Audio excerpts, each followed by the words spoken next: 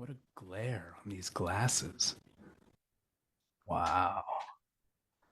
Hey, just a quick message. I wanted to share something with you today. There's a tantric master named Abhinavagupta who spearheaded thousands of years of tradition, argued that awakening, it doesn't happen on the basis of taking right actions or doing right practices or finding any kind of magic bullet, but it's rather a fundamental shift in perspective, a fundamental shift in perspective where ignorance just falls away and truth is automatically revealed. Truth meaning the non-conceptual direct seeing of the nature of reality, which has nothing to do with belief, nothing to do with a thought. Now, Abhinava insists that there's nothing that needs to be learned, nothing that needs to be believed. Rather, the goal is to do whatever is necessary to allow ignorance to fall away. Ignorance meaning beliefs that distort reality, beliefs that lead to a mistaken understanding of reality. And so we need that ignorance to fall away in as many stages as that requires so that we can be immersed in a clear seeing, no matter what the context is. And for some, it's really easy to be immersed in at least some level of clear seeing when you're on retreat or you're in a meditative space. But it's really, really hard to be immersed in that kind of clear seeing in the middle of everyday life, and if that's the case, then awakening really hasn't yet occurred. It hasn't solidified because awakening is not conditional. For unconditional awakening, we need ignorance to completely fall away, thoroughly, completely. And so the question comes, of course, right? How is that going to happen? How do we do that? And in the tradition, we say that there are two ways that happens. One is through grace. Your teachers might point you towards reality with our imperfect words, right? But, by some miracle of grace, you get it anyway, listening to the pointers, and you suddenly see, there it is.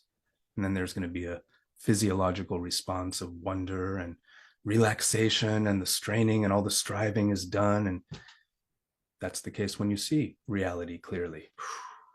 Big load is lifted. And of course, the seeing deepens too. But keep in mind, non-conceptual direct seeing is not the same as intellectual understanding either, right? It's fairly easy to mentally get what is being pointed at. But, at some point, the metaphor or the teaching or the pointer has to permeate, right? At the experiential level. Reality, which never changes based on belief, is just suddenly revealed.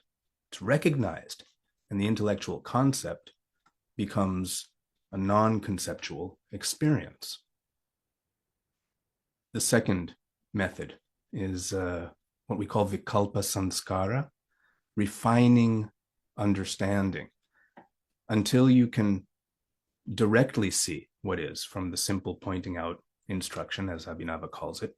You keep refining your understanding. And Abhinava argues that it's easy for ignorance to fall away when it more closely resembles reality. So if you're lost in a complex mind world that has very little relationship to reality, it's harder to escape that world, right? So Abhinava tells us that through refining the understanding, such that understanding becomes more and more transparent to transcendence, it still needs to fall away to be replaced by experience, but it's easier when you're not living in some kind of fortress of misunderstanding or up in the clouds, right, in your fantastic imagination. And there's a very significant danger in this approach too. It's like your understanding gets very well refined, and then you might mistake that refined understanding for realization itself, right? For the goal, for the experience. It's like mistaking a good feeling that you get from a particular spiritual teaching for the experience of the teaching itself. At this point, the only thing that's going to save the person that's caught in satisfaction with their refined understanding is a return to the beginner's mind, a complete opening up to a direct transmission of reality, minus the attachment to, yeah, I know what this is, right? The problem here is the disincentive for doing so. Because, if I'm happy and satisfied with my understanding, then what else is there, right? That would be the position. Abhinava says that until you can see clearly that there really is nothing else to do, all the yogic practices of working with the energy body, installing deities, learning the great metaphysics, discovering the subtle bodies through meditation, the visualizations, the chakras, the nadis, diving into your experience over and over again through practice, is not the direct means to perceiving reality as it is, but rather the various means of refining understanding. And so therein lay the value and the trap, right? Refining your understanding doesn't mean that one becomes able to think better, right? Refining your understanding happens through seeing that the mental constructs that you're clinging to are inadequate, replacing them with better, more subtle mental constructs, or through imaginal rewriting of the software code in your brain via these yogic practices, especially deity yoga. And that takes place in the power of the imagination. The imagination, when it's not simply a passive dream machine-like mechanism, right? Mechanism of mind, is, it's usually directed towards activities that cause suffering, like when we imagine possible futures and agonize about them if they seem negative, or we imagine possible futures and we grasp after them, attaching ourselves to past memories, getting lost in, reverie or guilt or any number of emotional response. We use the imagination too often to cause ourselves more suffering. And Abhinavagupta says that in the yogic practice and the deity practice, these can be potentially liberating. And so that's why we engage it. And this is the reason at the heart of the practice, you learn to visualize the deity, sense the deity as vividly as possible. And then ultimately, in the culmination of the practice, you visualize yourself as the deity. And it's literally a download because you visualize the deity above your head, right? Jackie? In a lot of detail. And then when the time is right, you download. The deity's light body comes down, encompasses yours, and then you start to experience that your own flesh and blood is the deity's light body in form.